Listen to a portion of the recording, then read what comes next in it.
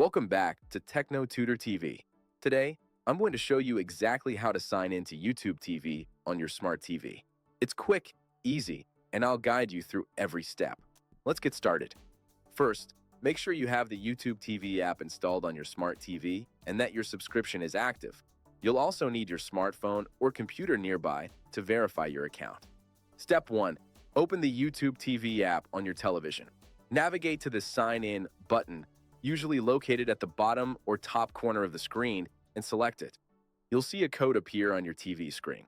Keep this screen open. You will need this specific code to link your device in the next step. Now, grab your phone or computer. Open your web browser and go to tv.youtube.com/start. You can also scan the QR code on your TV if one is provided.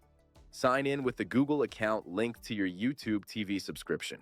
Then, simply enter the activation code displayed on your TV screen and click Next or Allow. Your TV should refresh and log you in automatically. If it doesn't work, ensure both devices are on the same Wi-Fi network or try restarting the app. And that's it. You're ready to watch. If this helped, drop a like and subscribe to Tecno Tutor TV for more tech guides. Thanks for watching.